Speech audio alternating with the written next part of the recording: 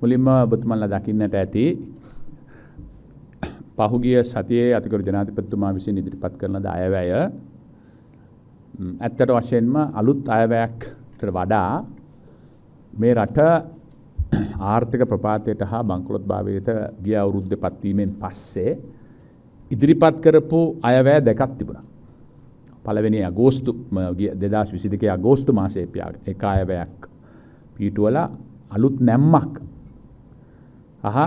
Realistic අයවැයක් යථාර්ථවාදී අයවැයක් ඉදිරිපත් කරා සුරංගනා ලෝකවල තියාගෙන මිනිස්සුන්ව මුලා කරනවා වෙනුවට සීනි බෝල වෙදෙනවා වෙනුවට අයිස්ක්‍රීම් දෙනවා වෙනුවට ලොසින්ජර් දෙනවා වෙනුවට යථාර්ථවාදී අයවැයක් ඉදිරිපත් කරා. ඒ අයවැය තවදුරටත් ඉදිරියට අරගෙන ගිහිල්ලා 2023 වර්ෂය සඳහා නොවැම්බර් මාසයේ අයවැයක් ඉදිරිපත් කරා. දැන් මේ 2024ට අපි ඉදිරිපත් කරලා තියෙන්නේ ඒ ඉදිරිපත් කරන ලද නව නැම්මේ ඊළඟ දිගුව හැටියට. දැන් අපි ඉංග්‍රීසියෙන් කියනවා proof of pudding in the eating කියලා. ඒ කියන්නේ පුඩින් වල රස ගැන අපි නිකන් කතා කියලා හරියන්නේ නැහැ. කාලා බලන්න ඕනේ. ඒ වගේ අපේ ඉදිරිපත් කරන වැඩපිළිවෙලේ මාස 18 තුල අපි ඇති කරගත්ත ප්‍රගතිය මම හිතනවා අපි ඒ තිබුණු තත්ත්වයක් එක්ක එකතු වෙලා බලන්නට ඕනේ. ඒකෙන් පේනවා අපි රට යම් කිසි තැනකට යනවද, ගමන හරිද, නිවැරදි දිශානතියේ ඉන්නවද. අපි කවුරුවක්වත් පිළිගන්නේ නැහැ, කියන්නෙත් නැහැ අපි සම්පූර්ණයෙන්ම සියලු ප්‍රශ්න වලින් මිදලා නැහැ කියලා. මිදලා කියලා. අපිට ලෝචාල අභියෝග රාශියක් තියෙනවා. දීර්ඝ ගමනක් යන්න තියෙනවා. නමුත් 2022 අප්‍රේල් මැයි ජූනි ජූලි මාසවල ජීවත් වුණු ඔබට මතක නම් සමහර වෙලාවට අපිට ශ්‍රී ලාංකිකයෝ හැටියට ඉක්මනට මතකයි අමතක වෙනවා අපි තිබුණු තත්ත්වය. පැය 13ක් ලයිට් කපනවා. දවස් 5ක් පෙට්‍රල් කිව් වල ඉන්නවා. ලංකාවේ පෙට්‍රල් කිව් 1500ක් විතර රට පුටා හිටියා. හැම තැනම එකෙන් ප්‍රචණ්ඩත්වයේ වෙත ගියා. සමහර මිනිස්සු මැරලා වැටුණා. ගෑස් නැහැ මාස 2-3ක්. බෙහෙත් ටික නැහැ. සල්ලි තිබුණත් ආනයනය කරන විදියක් නැහැ. ඕපන් කරොත් LC එකක් ඒකට ඔන කරන්නේ නැහැ. මුළු රටම මහ විශාල ආඝාතයකින් වෙල්ල තිබුණේ. ඉන්ෆ්ලේෂන් එක උද්දමනය ආහාර උද්දමනය 95යි සාමාන්‍ය උද්දමනය 70යි. ඒ තත්ත්වයක් එක්ක තියෙනකොට සංචාරයකට එන්න විදියක් නැහැ. ආවොත් පෙට්‍රල් තියෙද දන්නේ නැහැ. ලයිට් කපලා තියෙනොත් දන්නේ නැහැ. සංචාරක ව්‍යාපාරය කඩලා වැටලා තිබුණා. පොහොර ටික නැහැ. ඊට පෙර තිබුණු යලකන්නේ මහකන්නේ විශාල අකරතැබ්බයක් අපිට තිබ්බා. ඒකත් එක්ක සාපේක්ෂව අද කුම තත්ත්වේ අපිට පොහොර ලබා දෙන්න පුළුවන් වුණා ගොවියට හොඳ යලකන්නයක් මහකන්නයක් ලැබුණා. අපිට ඩොලර් එක පාලනය කරගන්න පුළුවන් වුණා අද වෙනකොට මේ අවුරුද්දට 11%කින් ඩොලරය වර්ධනය වෙලා තියෙනවා. අවපාතනය වෙනවා වෙනුවට. අපිට උද්දමනය පාලනය කරගන්න පුළුවන්කම ලැබිලා තියෙනවා. 70% තිබුණු උද්දමය ඍණ 2.5 වෙනකන් අඩු කරගන්න අපිට හැකියාව ලැබිලා තියෙනවා. අපිට සංචාරකයන්ගේ ප්‍රමාණය ගිය අවුරුද්දට සාපේක්ෂව අපි හිතනවා ගිය අවුරුද්දේ ලක්ෂ 7ක් ආවා. 7,29,000ක් මේ අවුරුද්දේ ලක්ෂ 14.15ක් අතර ප්‍රමාණයක් එයි. 100ක වර්ධනයක් කරගන්න පුළුවන් වුණා. රුපියලට සාපේක්ෂව හොඳ අගයක් ලබා දීපු හින්දා සහ රුපියල මාකට් ෆෝස් එකට අවශ්‍ය වෙලාවට වෙළඳපොළ අගයට අනුව පාකිරීම හේතු කොටගෙන සාමාන්‍ය ක්‍රමය තුලින් බැංකු හරහා රුපියල යවන්නට තීරණය කරලා තියෙනවා මේ රටේ ජනතාව. දුක් විඳලා යවන මුදල. එතකොට ගිය අවුරුද්දට සාපේක්ෂව අපි බලාපොරොත්තු වෙනවා 50කට 60කට වඩා අධික රෙමිටන්ස් වල වැඩිවීමක් සිදු වෙයි කියලා. ඒකෙන් පේනවා අපි නිවැරදි දිශාවේ මේක කළමනාකරණය කරගෙන යනවායි කියන එක. හැබැයි ඒකෙන් අදහස් වෙන්නේ නැහැ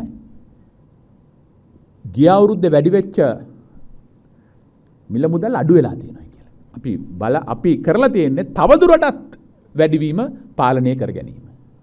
මේක හරියට අපි ගිය අවුරුද්දෙත් කිව්වා ඒ අවස්ථාවේදී ආර්ථිකය පල්ලෙහාට කඩා වැටීගෙන යන වාහනයක් වගේ. තිරිංග දාලා එක නවත්ත ගන්න ඕන. ඊට පස්සේ ප්‍රපාතයෙන් උඩට අරගන්නට ඕන. ඊට පස්සේ තමයි නැවත ගමන් කරන්නට පුළුවන් වෙන්නේ. අපි මේ නැවත ගමන් කරන්නට අවශ්‍ය ඉංග්‍රීසියෙන් කියන ස්ටැබිලිටි එක තමයි අපි මේ ස්ථායීකරණය තමයි අපි මේ දැන් කරගෙන යන්නේ. මම හිතනවා අපි යම් විශාල ප්‍රමාණයකට මේක සාර්ථකව කරගෙන යන්නට අපිට හැකියලා තියෙනවා කියන එක. ගිය අවුරුද්දේ මුලින්ම මුදල් ඇමතිවරයා හැටියට ඊට පස්සේ විදේශ ඇමතිවරයා හැටියට අපි පිටරටට යනකොට බොහෝ අය අපිට හිතවත් විදේශ රටවල් වල රාජ්‍ය නායකයෝ විදේශ අමාත්‍යවරු මුදල් අමාත්‍යවරු කිව්වේ ලංකාව වගේ මෙච්චර හොඳට තිබුණු රටක් මෙච්චර දුරට කඩා වැටීම පිළිබඳ අපිට තියෙන විශාල කම්පනයක්. හැබැයි මේ අවුරුද්ද ගියාම මේක අනිත් පැත්ත. මේ අවුරුද්ද කියන්නේ කොහොමද ඔච්චර ඉක්මනට ඔබ උද්දමනය පාලනය කරගත්තේ? රුපියල් අවපාතනය වීම පාලනය කරගත්තේ? තිබුණු කියුස් ටික නැති කරගත්තේ? කියන එක පිළිබඳව ඔවුන් කතා කරනවා විතරක් නෙවෙයි උන් කියනවා මේක අනිත් රටවල් වලටත් හොඳ පාඩමක් කියන එක. අපි මේක කල්පනා කරලා බලලා සංසන්දනය කරලා කරන්න කියලා ඉල්ලන්නේ තවත් රටවල් 5-6ක් අපි හා සමානව. සිම්බාබ්වේ රාජ්‍ය අපිට 80 90 2000 මුල් කාලයේදී කිව්වේ bread basket of Africa. මුළු ඇෆ්‍රිකාවටම අවශ්‍ය ඒ ධාන්‍ය ටික සපයපු රට. ග්‍රීසිය. ආජන්ටිනා කියන්නේ පළවෙනි ලෝක යුද්ධ දෙවෙනි ලෝක යුද්ධයට පෙර පළවෙනි ලෝකේ රටක්. ඒත් එක්කම ලෙබනනය වගේ රටක්. මැද පෙරදිග සිංගප්පූරුව කියලා. ඉතින් ඔය කඩා වැටීම ආරම්භ වෙච්ච ඒ රටවල් නැවත ගොඩ නැගෙන්නට වෙනසුවාලා අවුරුදු 10ක් 15ක් ගියා. උද්දමනය පාලනය කරගන්නට බැරි වුණා. සමහර වෙලාවට උද්දමනය 200කට වෙලා තියෙනවා. අවුරුදු 5-6ක් තිස්සේ. දැන් ලෙබනනයේ කවුරුවක්වත් කියන්නේ නැහැ කොච්චර වෙලාවද පවකට් කියන එක. පව කීයද කියලා තමයි කියන්නේ. පැය දවසකට පැය 4යි 5යි. ඉතින් මේ තාමත්ම අමාරු අවස්ථාවකින් මම හිතනවා අපි තාමත්ම කැපවීමෙන් වැඩ කරලා විශේෂයෙන් මේ රටේ ජනතාව තමයි මේකේ බාර දරාගත්තේ. අපිට තීන්දුව తీරන ගේන්න පුළුවන්. නමුත් ඒකේ දුක ඒකෙන් දැනෙන අසීරුභාවය දරාගත්තේ මේ රටේ ජනතාව. නමුත් උන් තේරුම් අරගෙන ඒක කරගත්ත හින්දා අපි එදාට සාපේක්ෂව හොඳ තැනක ඉන්නවා. කුෂි කර්මාන්තය නැගීස්ලා තිබෙනවා. සංචාරක කර්මාන්තයේ පුනරුද්දයක් ඇති වෙලා තියෙනවා. පිටරට සිටින අපේ මිනිස්සු මුදල් යවනවා. ඩොලර් එක ශක්තිමත් වෙලා තියෙනවා. සියලු ආකාරයේ කියුස් ටික අපි පෝලින් ටික නැති කරලා තියෙනවා. විදුලි බලය සම්පූර්ණ අවස්ථාවටම ලබා දීමේ ක්‍රමවේදයක් අපි සකස් කළා. ඒකයි මම කිව්වේ මේක ස්ථායීකරණය. හැබැයි මීට උඩට යන්නට නම් අපි මොනවද කරන්නට ඕන? අලුතින් ආයෝජන එන්නට ඕන. රැකියා උත්පාදනය කරන්නට ඕන. රැකියා වැළඳපොළට නිර්මාණශීලී තරුණ එකතු කරන්නට ඕන. පිටරට යන අපේ දරුවෝ අපේ දක්ෂ අය වෙනුවෙන් අලුතින් අය බිහි කරන්නට ඕන. මේ අයවැය ඒ අනාගතය දිහා බලලා තමයි කටයුතු කරලා තියෙන්නේ. මොකද්ද? විශාල වගකීමක් පාරලා තියෙනවා ඩිජිටල් කරණයට. මුදලක් ලබා දීලා ඩිජිටල් කරණය තුලින් අපි උත්සාහ කරනවා රෙඩ් ටේප් කියලා කියනවා. නිලධාරීවාදය මගහරගෙන තා ශක්තිමත්ම මේක වැඩ කරන්න පුළුවන්ද? ඊට පස්සේ කෘෂි නවීකරණය කිරීම ඉතාමත්ම වැදගත්. ගොවියා 27ක් මේ රටේ වැඩ කරන ප්‍රජාවෙන් ඉන්න ගොවියෝ. හැබැයි වුන් ජාතික ආර්ථිකයට සපයන්නේ 8.7ක්. කියන්නේ වැඩියෙන්ම මහන්සි වෙලා වැඩ කරලා අඩුවෙන් මුප්පය ගන්න ඉන්නේ ගොවියෝ. ඒකත් ඒ අරගන්න මුදලුත් පොලිකාරයන්ටයි බැංකු වලටයි ගෙවනවා. ඔවුන්ව මේකෙන් මුදවා ගැනීම සඳහා කුෂිකර්මයේ නවීකරණය කර ගැනීම සඳහා වැඩපිළිවෙලක් අපි ඉදිරිපත් කරන්න යෝජනා කරලා තියෙනවා. ඒත් එක්ක විවිධ රටවල් එක්ක අපි කටයුතු කරනවා. අලුත් තාක්ෂණය, අලුත් ප්‍රභේද, පෝර භාවිතය පිළිබඳව ඔවුන්ට නිසි කළමනාකරණය කිරීම පිළිබඳව වැඩි උනන්දුවක් දක්වීමට අපි උත්සාහ කරනවා. අධ්‍යාපනයට විශාල මුදලක් වෙන් කරලා තියෙනවා. අලුත් අධ්‍යාපන ක්‍රමයක් තුලින් ප්‍රයිවට් යුනිවර්සිටිස් ඇති කිරීම තුලින් තරඟකාරී වෙළඳපොළක් සහ නිර්මාණශීලී දරුවෝ ඉදිරියට ශ්‍රම වෙළඳපොළ දායක කිරීම සඳහා අවශ්‍ය පසුබිම සලසලා දීලා තියෙනවා. ඒ හින්දා තමයි මම හිතනවා අපිට හැකි වෙලා තියෙන්නේ මේ අඩිතාලම දාලා ඉදිරියට ගෙනියීම සඳහා අවශ්‍ය කටයුතු ටික කරගෙන යන්නට. ඒ අරුණම විප්ලවීය තීන්දුව తీරන රාශියක් අරන් තියෙනවා. අපේ රජයේ ඉඩම්වල රජයේ දේපළවල මහල් නිවාසවල පදිංචි වෙලා ඉන්න අයටත් ඒ දේපළවල අයිතිය ලබා දෙන්න. ඒ දුප්පත් අපේ රටේ ජනතාවට. මෙච්චර කල් ඒක කරේ නැහැ. ඊළඟ වැදගත්ම දේ ශ්‍රී ලංකාවේ ඉඩම් ඔබ දකින්නට ඇති IMF ආයතනයේ විසින් සකස් කරන ලද වාර්තාවේ එකක් ප්‍රකාශ කරන්නේ ඉඩම් හරි විදියට කළමනාකරණය කරගෙන නැහැ. ඉඩම් වල වගා කිරීමේ අයිතිය ලබා දීලා නැහැ. ඒක ඉතා ප්‍රශ්නකාරී දෙයක්. 80%ක් ඉඩම් රජයේ ඉඩම්. ඉතින් අපි විප්ලවකාරී ලෙස තීන්දුව తీරන අරන් තියෙනවා ගොවියට මේ ඉඩම් වල අයිතිය ලබා දෙන්න. කවදාවත් නොකරපු දේවල්. ඉතින් මම හිතනවා මේක අනාගතය දිහා බලන හැරවුම් ලක්ෂ්‍ය දිහා බලන හැමදාම ෂීට් බෙදා දෙන කොමෝඩ් බෙදා දෙන ලයිට් බෙදා දෙන ක්‍රමය වෙනුවට අලුත් ආර්ථික නැම්මකට අවශ්‍ය පසුබිම සලසන යටිතල පහසුකම් ලබා දෙන අයවැයක් අපි ඉදිරිපත් කරලා තියෙනවා. ඒ හින්දා තමයි අපි විශ්වාස කරන්නේ ඊයේ විවිධ දේවල් කියපු ආකාරයේදී ඡන්ද 122ක් මේට පාක්ෂව ලැබුණේ කියන එක අපි තාමත්ම සන්තෝෂයෙන් ප්‍රකාශ කරන්නට ඕන. නමුත් විපක්ෂය මේක දිහා බලන්නේ රටේ ආර්ථිකය පිළිබඳ කිසිම කතාවක් නැහැ. මේ බජට් එකක් යනවා ක්‍රිකට් එකක් අල්ලගෙන උදේ ඉඳලා හවස වෙනකන් ක්‍රිකට්. අදත් ක්‍රිකට්. වෙන වැඩක් නැත්නම්. ක්‍රිකට් ගන්න මිනිස්සුන්ට ක්‍රිකට් ගන්න දෙන්න ඕන. ප්‍රශ්නයක් නැහැ. ඒතර වෙන ක්‍රමවේදයක් තියෙනවා. ඒ ක්‍රමවේදය යන්නට ඕන. මෙච්චර වැදගත් මේ රට බංකොලොත් වෙලා තියෙද්දි රට අලුතින් දිශාවකට යොමු කරද්දී කී දෙනෙක්ද පෞගිය කාලය තුල විපක්ෂයේ මේ බජට් එක පිළිබඳව ආර්ථික විද්‍යානුකූලව කරුණු ඉදිරිපත් කරේ. මේ වෙනුවට වෙනත් යෝජනා ඉදිරිපත් කරේ. සාම්ප්‍රදායිකව මේ ඉඳලා බැන්නා. ඊට පස්සේ උදේ ඉඳලා හවස වෙනකන් ක්‍රිකට් කතා කරනවා. හැමදාම උදේ 27 කියලා ප්‍රශ්නයක් මතු කරනවා ක්‍රිකට් ගැන කතා කරනවා. ක්‍රිකට් විතරද මේ රටේ මිනිස්සුන්ට තියෙන්නේ? ක්‍රිකට් ගහන ළමයින්ට ක්‍රිකට් ගන්න දෙන්න ඕන. ඒක වැදගත් නෑ කියන එක නෙවෙයි. නමුත් ඊට වඩා වැදගත් නැද්ද මේ විශාල ආර්ථික අයවැය? මේ අයවැය ගැන කතා කරන්නේ නැද්ද? මේ රට වැටලා තියෙන තැනෙන් ගොඩ ගන්න කොහොමද කියන එක පිළිබඳව වැදගත් වගකීම් සහිත විපක්ෂයක් ඇටියට යෝජනා ඉදිරිපත් කරන්නේ නැද්ද? අඩුපාඩු ගැන විතරමයි කියන්නේ. දැන් ඒකත් එක්ක බලනකොට අපි හිතනවා අපිට කෙටි කාලීන විසඳුම් නැහැ. අපි මේ ඉස්සෙල්ලත් කියලා ආකාරයට ලංකාව ලෝකයේ අඩුවෙන්ම බදු අය කරන රටවල් අතරින් 8 වන ස්ථානයේ ඉන්නේ. වැදගත් අපේ ජනමාධ්‍යකරුවන් ඉන්න ඔබතුමන්ලා දන්නවා. අපිට උඩින් ඉන්නේ හයිටියයි, සෝමාලියාවයි, සුඩානයයි, ඉරානයයි, වෙනිසුවේලාවයි, නයිජීරියාවයි. වෙනිසුවේලාවයි, නයිජීරියාවයි, ඉරානයයි හුඟක් රැඳිලා පවතින්නේ තෙල් මත. එහෙමනම් අපි ඉන්නේ කවුරු එක්කද? හයිටියයි, සුඩානයයි, සෝමාලියාවයි. දැන් මෙතනින් අපි එල්ලීට ගැලවිලා එන්නට ඕන. එකෙන් අදහස් කරන්නේ නැහැ නැවත නැවතත් ගන්න බද්ද වැඩි කරන්න ඕන කියලා. ඒක වෙනස් කරන්නට ඕන. හැබැයි බදු දැලෙන් රිංගල යන කට්ටියව බදු දැලට එකතු කරගන්නට ඕන. මිලියන 22ක් ඉන්න රටක සක්‍රිය ආදායම් බදු ෆයිල් තියෙන්නේ ලක්ෂයක් නම් පේයි ටැක්ස් එක අරුණම එතන ලොකු ප්‍රශ්නයක් තියෙනවා. අඩු ගානේ මිලියන 2-3ක්වත් යම් ප්‍රමාණයක බද්දක් ගෙවන්න ඕනේ. නැත්තම් කොහොමද රටක් කරගෙන යන්නේ? මෙච්චර කාලයකට කටින් විතරයි වචන කිව්වේ. නමුත් අපි මේ අවුරුද්දේ ප්‍රායෝගිකව කරුණු ඉදිරිපත් කරලා තියෙනවා.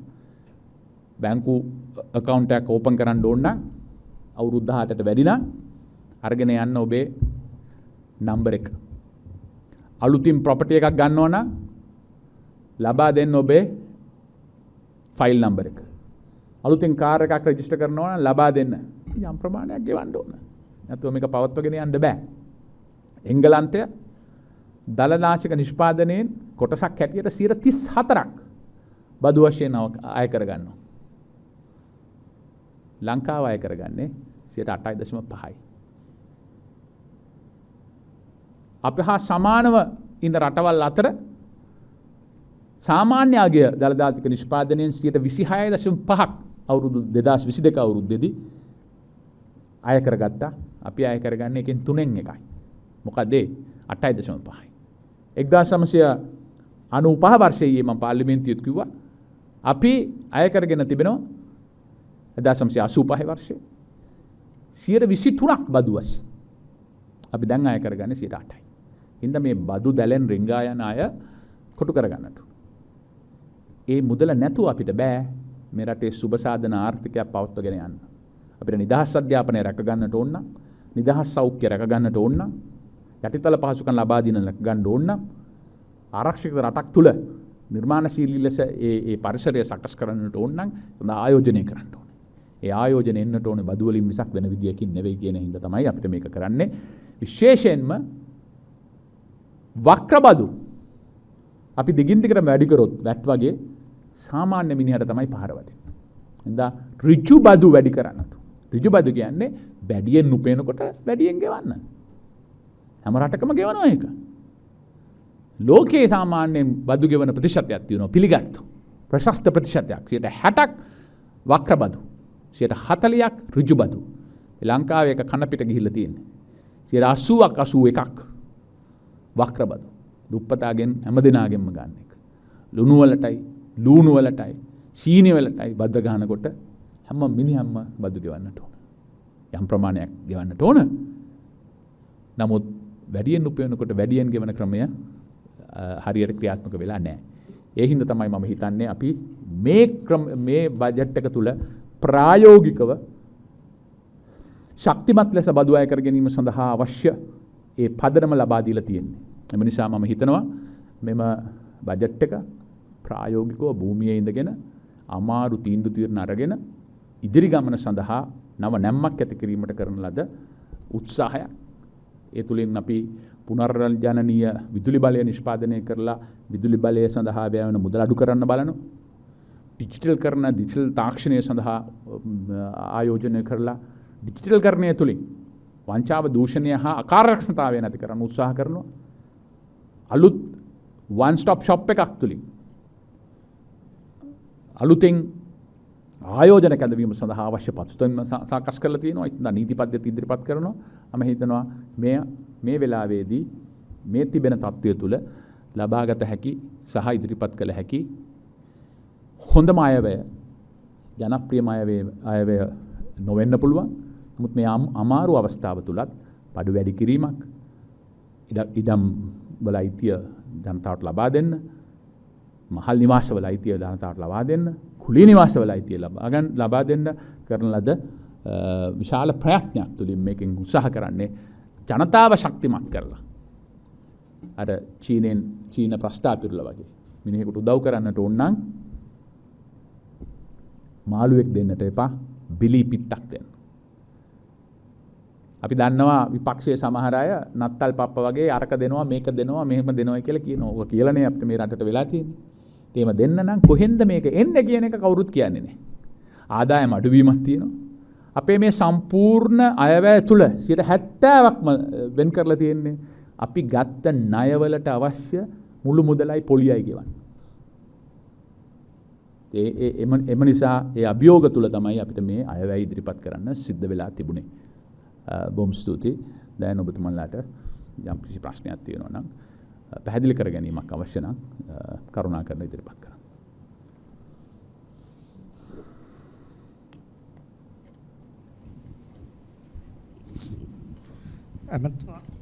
මේ විපක්ෂය අපි දැක්ක මේ දින ගණනාවක් තුළම චෝදනාවක් කරනවා මේකේ වැය විතරයි තියෙන්නේ අයක් නැහැ කියලා. මේ සම්බන්ධව හිටු මුදල් ඇමතිවරයෙක් වශයෙන් ඔබතුමාට මොකක්ද කියන්න තියෙන්නේ? ඔව්. අය මම හිතුවා ඒගොල්ලෝ කියනවා කියලා අයක් තියෙනවා කියලා. අපි ඒක තමයි ඔබතුමාට මම කිව්වේ ඕන කිසිම රජයකට බදු වලින් තොරව රට පාලනය කරන්න බෑ. හැබැයි බදු ගන්න පුද්ගලයා එතෙන් තවත් බදු ගන්න එකට වැඩිය බදු දැලට අහු වෙලා නැති අයගෙන් බදු එකතු කර ගැනීම තමයි අපි මේකෙන් විශේෂයෙන්ම බලාපොරොත්තු වෙන්නේ. ඒ හින්දා තමයි අපි රෙමිස් එක ක්‍රියාත්මක කරන්න ඕන කියලා කියනවා. කවුරු හරි අලුතින් ඉඩමක් ගත්තා නම් ඔහුට ඉන්කම් ටැක්ස් ෆයිල් එකක් තියෙන්න ඕන කියලා කියනවා. කාර් එකක් ගත්තා නම් ඉන්කම් ටැක්ස් ෆයිල් එකක් තියෙන්න ඕන කියලා කියනවා. බැංකු account එකක් ගත්තා නම් ඉන්කම් ටැක්ස් ෆයිල් එකක් තියෙනවා. එතකොට මේ බදු දැලෙන් රිංගල ගිය කට්ටිය කොටු කරගන්න තමයි උත්සාහ කරන්නේ. ගන්න මිනිහගෙන් තවත් ඌරන් කන්නේ නැතුව බදු ගෙවිය යුතු පරාසය පුළුල් කරන්න. අපි ඒකට කියනවා expand the tax net කියලා. ලංකාවේ බදු ගෙවන අය ඉන්නේ සක්‍රිය ෆයිල් ලක්ෂයකටත් වඩා අඩුයි. කොහොමද රටක් පාලනය කරන්නේ? ඒකින්ද මම හිතනවා ඒක තුලින් මේ බදු ටික අය කරගන්න පුළුවන් කියලා අපි හිතනවා. ඒක තමයි අය කරගන්න ක්‍රමය. ඊට පස්සේ මම හිතනවා අපි ක්‍රමක්‍රමයෙන් එක්ස්පෝර්ට් ඉම්පෝර්ට් රෙස්ට්‍රික්ෂන්ස් එක අඩු කරලා තියෙනවා. ඒ කියන්නේ ආනයනය සඳහා තිබුණු සීමා ඉවත් කරලා තියෙනවා. එතකොට ආනයනය වැඩි කරනකොට රේගුව හරහා අපිට පුළුවන් වෙයි ඊට වඩා වැඩි ප්‍රමාණයක් බදු වශයෙන් කස්ටම් ගාස්තු වශයෙන් අය කරගන්න. තුන්වෙනි එක අපි එක්සයිස් ඩිපාර්ට්මන්ට් එක හා මේ තුනම එකතු කරලා රෙවෙනියු ඔතොරිටි එකක් හදලා එක්සයිස් වලින්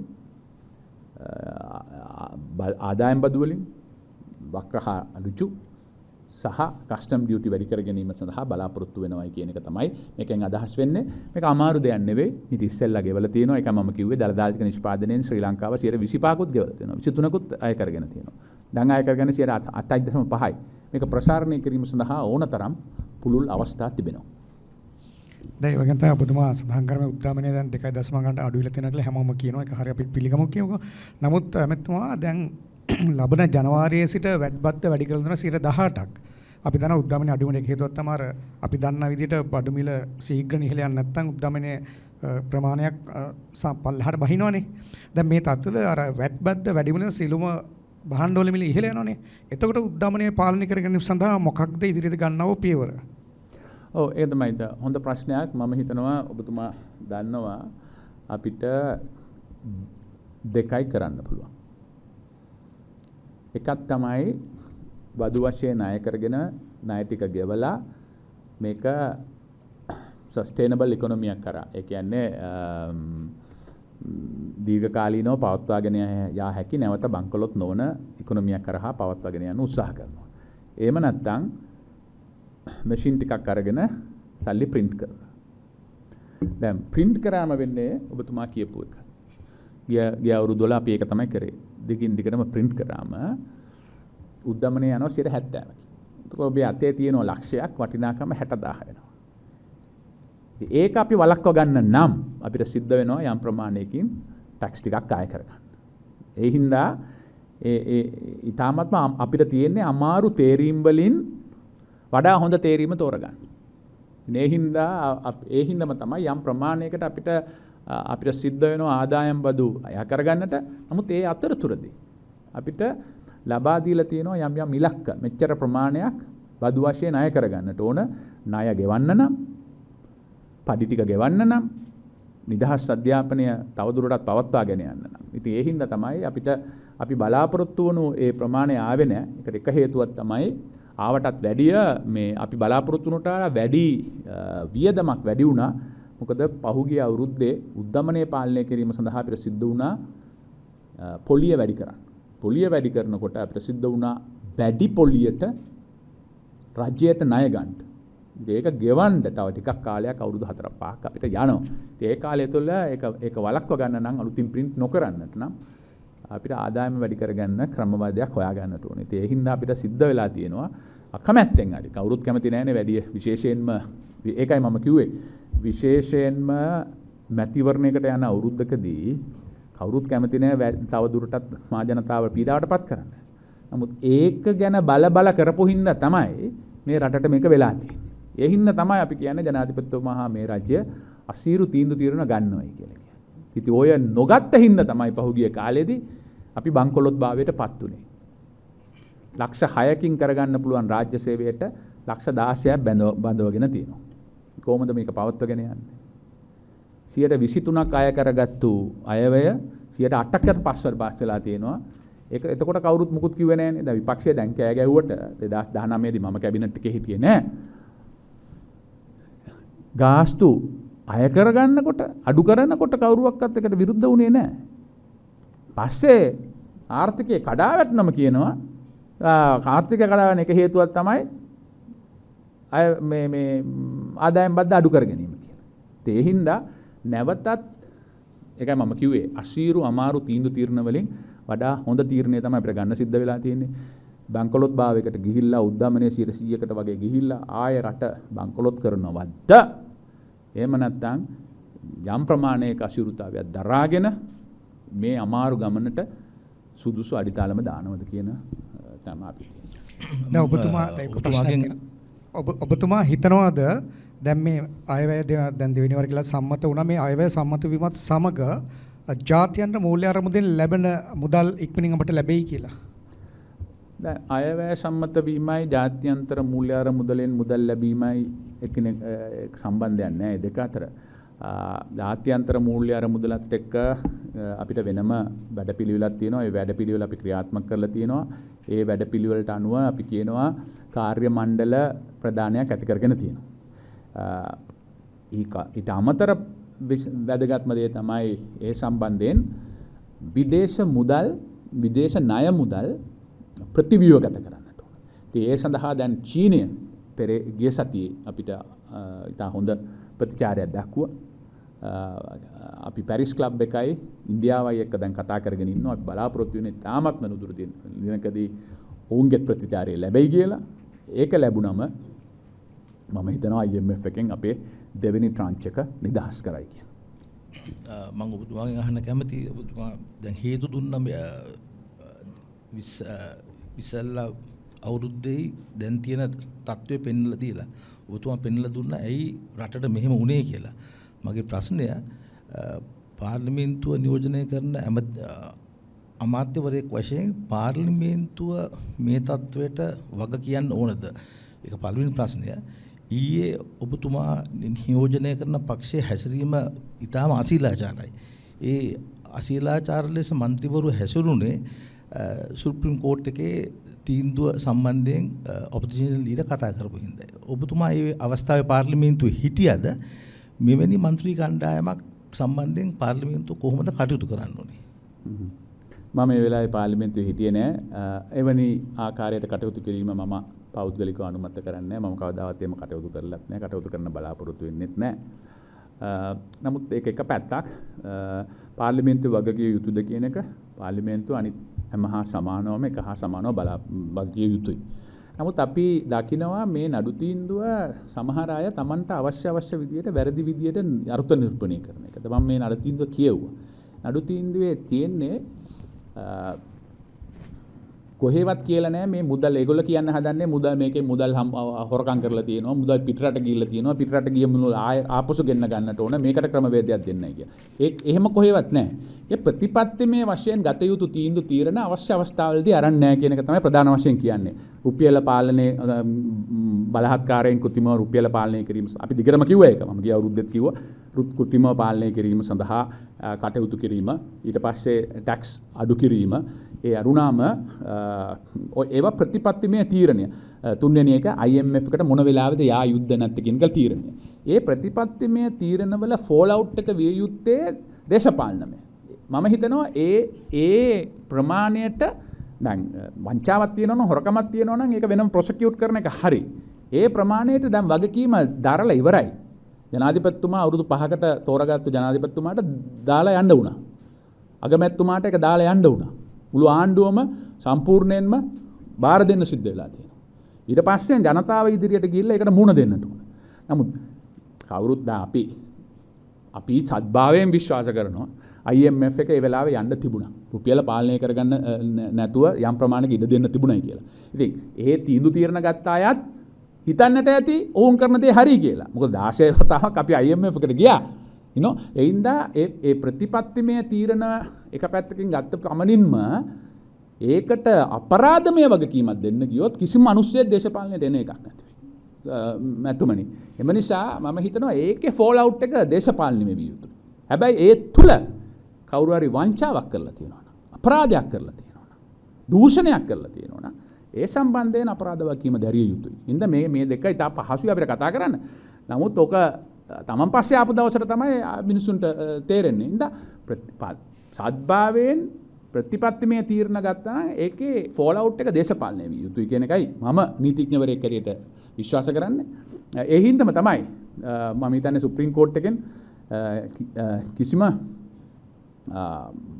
කම්පන්සේෂන් එකක් දීලා නැහැ. නමුත් ඒ වෙලාවේදී ගත යුතු තීරණ නිවැරදි අවස්ථාවේදී ගත්ත නැහැ කියලා එම නිසා පුරවැසියෙක් වශයෙන් එතුමන්ලා බලාපොරොත්තු වුණු ඒ ඩියු ඩිලිජන්ස් එක ඒ කණ්ඩායම තුලින් දකින්නට පිළිඹුණු නොවුණු හින්දා මූලික අයිතිවාසිකම් උල්ලංඝනය වෙලා තියෙනවා කියලා තමයි ඒක කියලා තියෙන්නේ. මම ඔබතුමාගෙන් අහන්න කැමතියි. මට මතකයි ඔබතුමා ඇමරිකාවේ ගිහිල්ලා ආවට පස්සේ මුදල් අමාත්‍යවරයා වශයෙන් මතනේ හිරු නාලිකාවේ හරි කොහමද මේ පෞද්ගලික නාලිකාවක මේ අදහසක් ප්‍රකාශ කරා. ඔබතුමා තනතුරු කිව්වේ නැහැ. නමුත් ඔබතුමා ඉතා පැහැදිලිව මේ ජජ්මන්ට් එකෙන් සඳහන් වෙන පුද්ගලයෝ කීප දෙනෙක්ව තනතුරු වලින් හඳුන්වලා කිව්වා අපි මේක ආණ්ඩුවට පෙන්වලා දුන්නා නමුත් කැබිනට් එක අහුම්කම් දුන්නේ නැහැ කියලා. අත් වශයෙන්ම මේ ඔබතුමා එදා ඉදිරිපත් කරපු අදහසයි ආචාර්ය වීරසිංහ පාර්ලිමේන්තුවේදී පළ කරපු අදහසුයි මේ සුප්‍රීම කෝර්ට් එකේ තීන්දුව බැලුවම කට්ටිය තුනම එකක් කියලා තියෙනවා. ඒක හරි. මොකද මම එකයි මම කිව්වේ දේශ ප්‍රතිපත්තිය වශයෙන් වැරදි තීරණ රාශියක් තිබුණානේ. අපි එදත් කිව්වා අදත් කියනවා ඉස්සරහටත් කියනවා. එකක් තමයි මම කියපු එක රුපියල බලහත්කාරයෙන් දරාගෙන සිටීම. ඒක ඩිෆෙන්ඩ් කිරීම සඳහා සම්පූර්ණ රිසර්ව් එකම වියදම් කිරීම. දෙවෙනි එක තමයි IMF කට යන්නට වඩා විකල්පයක් නැති තැන. අපි කියන්නේ IMF එක තමයි හැම ප්‍රශ්නෙටම උත්තර කියලා වෙන විකල්පයක් නැත්තා විකල්පයක් තියෙනවා නම් කමක් නැහැ. මොකද අපි නිකන් කහට හරි කියලා කවුරු හරි දෙනවයි කිව්වට ලෝකේ පිළිගන්නේ නැහැනේ. ලෝකේ කියන්නේ අපි වර්ල්ඩ් බැංක් එකට යනකොට කියන්නේ IMF එකට ගිහිල්ලා මේක සෙටල් කරගන්න. අපි ජයිකා එකට යනකොට කියන්නේ IMF එකට ගිහිල්ලා මේ ඒගොල්ලන්ගෙන් සර්ටිෆිකේට් එකක් ගන්න. ඒ හින්දා මේ ලෝකේ පිළිගන්න මේ සාහිතිකයක් ඇතින් එන්න ඕනේ. ඒක ප්‍රමාද වුණා කියන එක අපි එදත් කිව්වා අදත් කියනවා අවාසනාවකට වගේ. තුන්වෙනි එක මම දිගටම විශ්වාස කරනවා ඒ සර්වාර්ථික පික්චර් එක පිළිබඳ අවබෝධයක් නැතිව ටැක්ස් අඩු කරගෙන යාම හින්දා මේ අපේ සුබ සාධන ආර්ථිකය පවත්වාගෙන යන්න බෑ. එතකොට වෙන්නේ ප්‍රින්ට් කරන්න. ප්‍රින්ට් කරාම වෙන්නේ උද්දමනය වැඩි වෙන එක. උද්දමනය වෙනාම වෙන්නේ රට බංකොලොත් තුන එක. ඉතින් මේක ඉතා පැහැදිලි. ඉතින් ඒ හින්දා ප්‍රතිපත්තිමය වශයෙන් වැරදි තීරණ ගත්තයි කියන එක හරි. නමුත් මම හිතනවා ඒකට අපරාධ වගකීමක් තියෙන්න බෑ කියලා. මොකද එතකොට කාටවත් දේශපාලනය කරන්න බැරි වෙයි. කවුරුවක්වත් දෙන එකක් නෑ දේශපාලනයට. හොරකම් කරා නම් කමක් නෑ. That's a dangerous precedent. Some people just say without looking at the precedents. Please. Minister, the government has basically targeted a higher tax next year. I think 4.4 above 4 trillion rupees. 3 trillion. Yeah. But at the same time, you are increasing the taxes. We haven't seen much effort to reduce the government expenditure, especially from the government employees. You all have increased the salaries. At the same time, you all have been talking about these reforms and reducing the bloated government sector. What's happening on that side? Yeah, that I think we have had extensive consultation on the matter. One thing we need to understand, Anish, I think we have managed to control the inflation. But that doesn't mean that the prices which went up last year had come down. So people who used to earn 60,000 rupees, value of that 60,000 rupees have become 35,000 rupees. So we understand there is a difficulty for people. Some of the private sector, for example, government sector or export-oriented sector, the dollar has appreciated. As a result of which, in the rupee term, they have got more revenue. As a result of it, they have on their own had increased the salary. So the government sector it has not done. So we thought government sector going through severe difficulties. We all know that. Everybody, not that we are inhuman or something. We have come here to do what is possible to do. So therefore, we thought at that point in time, some degree of relief and redress must be given to them. That's the idea. But as I told in Sinhala, these revenue targets are not unrealistic. It's not that you must go after the same people who are paying salary and try to take more from them, paying taxes. But there are so many people who are not within the tax net. Can you imagine that less than 100,000 active income tax files, other than of course the pay tax that's directly go from the salary? How can you run that?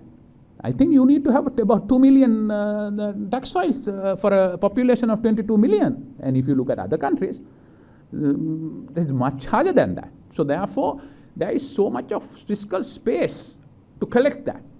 But let me emphasize that. That does not mean that people who are already paying taxes be further burdened. But people who have evaded the tax net must be brought into the tax net. That I agree, Minister. What I'm asking is, what is the government action to reduce the government expenditure from the government employee side? I know you can't do it overnight, no. 1.6 million people are there. If you try to say then for them to go out, you can't, that won't do. But as a matter of policy, we have suspended all recruitment other than very important ones, such as teachers. You need to have teachers to teach our kids, and nurses. Without nurses, you can't treat our people. So other than that, everything else we have almost come to a standstill. And all development activities, we are not putting capital expenditure on that. Most of the things, other than what is really required to provide that platform for the growth. So we are doing all those things. And no, if you look at some of my embassies say that their vehicles, just one vehicle they have 15 years or so, we have not even bought a vehicle for them. So we have brought all those things down. But salaries, that's what I explained to you, we thought we need to increase because otherwise they were finding it difficult. Because for people whom we used to pay 2,500 rupees as Samurdhi, now we are paying 12,500, 15,000 also. Because the Asuma is that, to identify the people who really need it and pay them high, and remove the people who have been just taking without actually being qualified to take. So they are looked after there. Business people, they will, proportionately they'll increase the prices of their property. From bun to hopper to everything, they have increased that. So the people who are left out are actually among other people, they are not the only people, are the government sector. So that's why we thought we must give them some sort of a relief. Private sector, as I told, on their own have done that over a period of time. So this is the crowd which government is directly responsible. Two groups of people. One is the government servant. Second one are who need to get the social protection net. That is why we have increased that and increased this. So when I was the finance minister last year, when I discussed with the World Bank, IDB and AIIB, we repurposed $850 million US, which was otherwise to build the roads network and that and all those things. We thought rather than building that, we must first live, get our population to live. And we repurposed about 300 million to support this social protection net. So that it is in that context that we have no choice other than increasing some amount of salary for the government sector, because private sector they have the option to do it, otherwise they can do another job. So and people proportionately increase. The three-wheel driver will increase its hiring thing. For government sector, unless government increase, there is no other way to get it. Okay. Minister, what's the time frame for this external debt restructuring now, Minister? Yeah, external debt restructuring, the first step is to get the framework agreement. So that's been worked out now. So there is a board meeting for the second of the IMF in December. So our target is by that time to get the assurances. We are hopeful we should get it.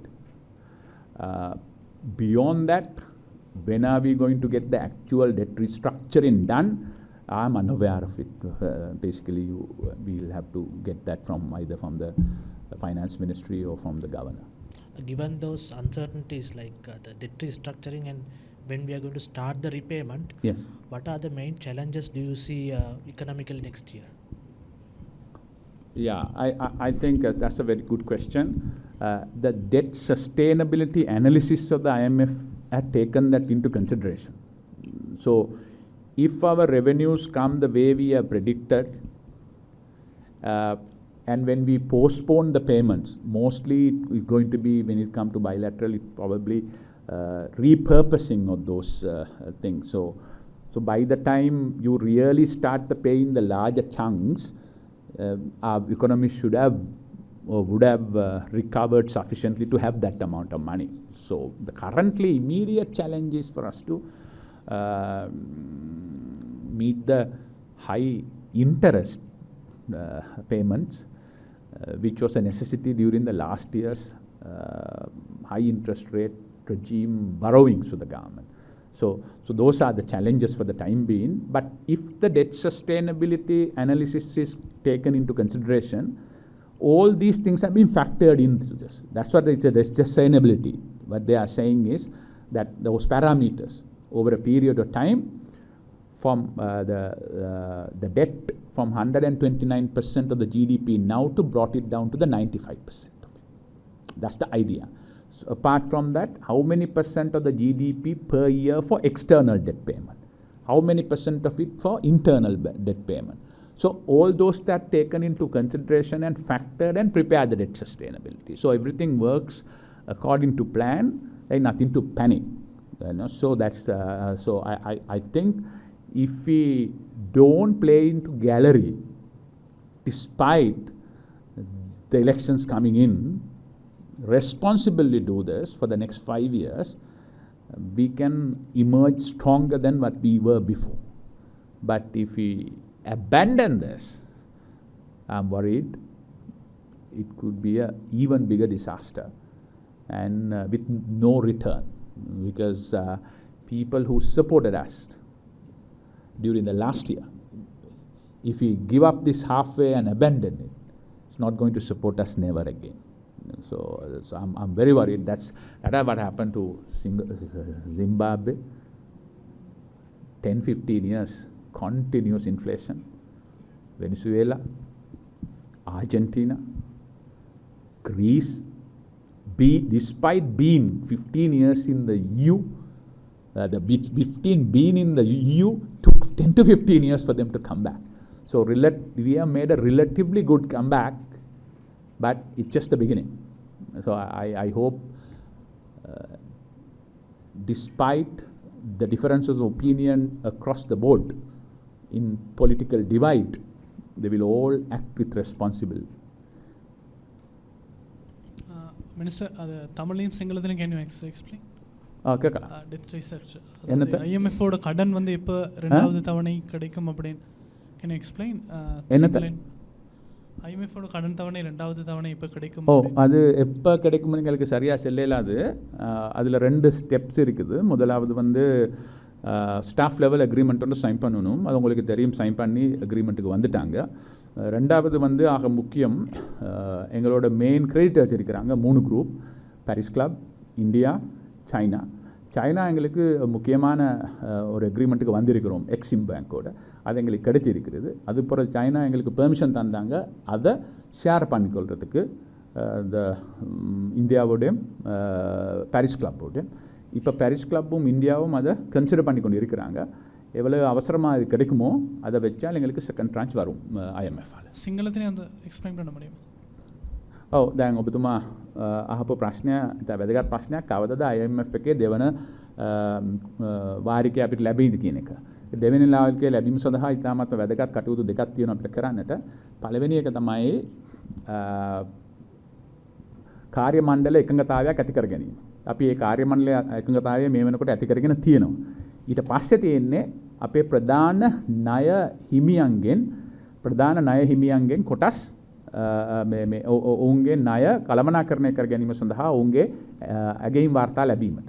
මේ වෙනකොට චීනයේ extreme බැංකුව අපිට ඒක ලබා දීලා තියෙනවා. ඒක ජයග්‍රහණයක්.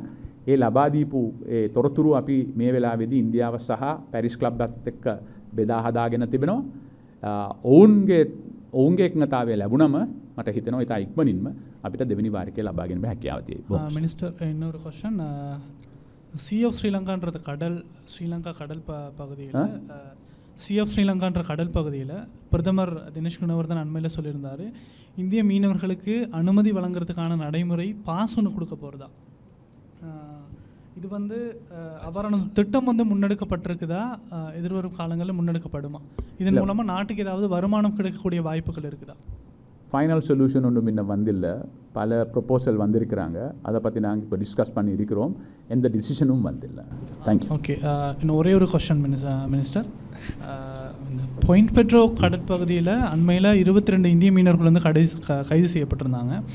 இவங்களை உடனே கைது செய்யப்பட்டு சில மணித்தியாலங்களை விடுவிக்கிறதுக்கு நடவடிக்கை எடுக்கப்பட்டதாக இந்திய ஊடகங்கள் வந்து செய்தி வெளியிட்டிருந்தாங்க. இந்திய நிதியமைச்சர் நிர்மலா சீதாராமனோட அழுத்தம் அப்படின்னு சொல்லி. இப்போ இதுக்கு வடபகுதியில் இருக்கிற மீனவர்கள் வந்து கடுமையான எதிர்ப்பு தெரிவிக்கிறாங்க, அப்படி விடுதலை செய்ய முடியாது அப்படின்னு. எதிர்வரும் காலங்களில் அவங்களை அப்படி விடுதலை செய்யறதுக்கான நடவடிக்கை எடுக்குமா, அல்லது இந்திய ஊடகங்கள் செய்தி வெளியிட்டிருக்கிற மாதிரி அழுத்தம் எதுவும் விடுக்கப்பட்டுச்சா? இல்லை, நீ எங்களோட கடல் பகுதிக்கு வந்தால் நாங்கள் அதுக்கு விரோதமாக எங்களோட லோவில் என்ன சொல்லியிருக்கிறதோ அது மாதிரி நாங்கள் ஆக்ட் பண்ணுவோம். தேங்க்யூ.